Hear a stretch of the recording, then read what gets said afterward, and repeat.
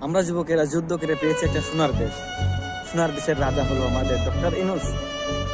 সারা জীবন শুনছি যে কি কোনো একটা সারা জীবন কি একটা মোটরসাইকেল যদি চালাতে যাইতে হয়, চালানো শেখানো হয়, তাকে ফাঁকা জায়গা খোঁজে।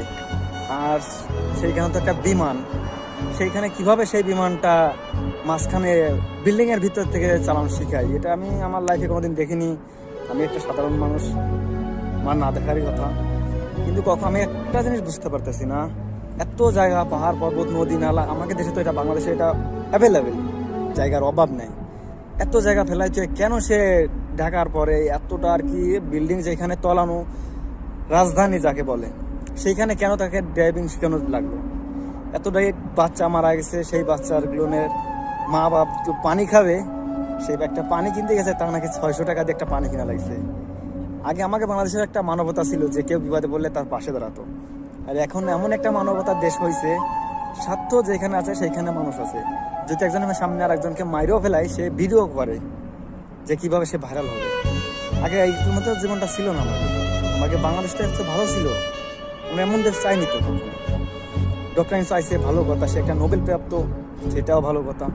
কিন্তু এখন যে জিনিসগুলো হচ্ছে, এগুলো আমরা ডিজার্ভ করি না। আমাকে বাংলাদেশে এগুলো ডিজার্ভ করে না।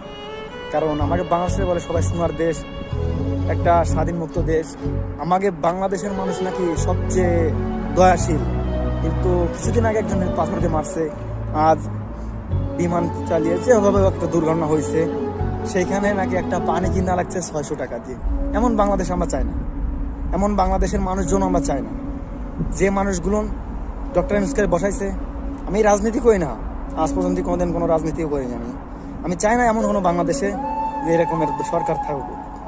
কারণ যে পরিমাণ বাচ্চা মারা গেছে, তার আম্মুরা বাপ্পারা কি পরিমাণ কান্না করতেছে, সেইখানে পানির জন্য 600 টাকাতে কিনতে হয়।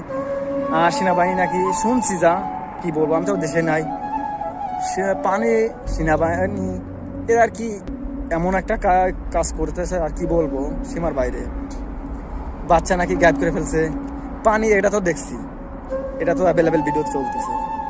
পানি কিভাবে সে একটা লিটার পানি কিভাবে 600 টাকা বিক্রি করে? এ কি মানুষ? আরে মাদার সো, তুই তো কদিন পরে মরবি, সে সময় তুই টাকা নিয়ে যেতে পারবি?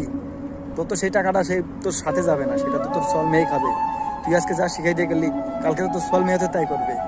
আর তুই মারা গেছিস, তোর টাকাটাতে তোরা কালকে তো সেই টাকাটাতে তোর তো মিলাদও নাও দিতে পারে।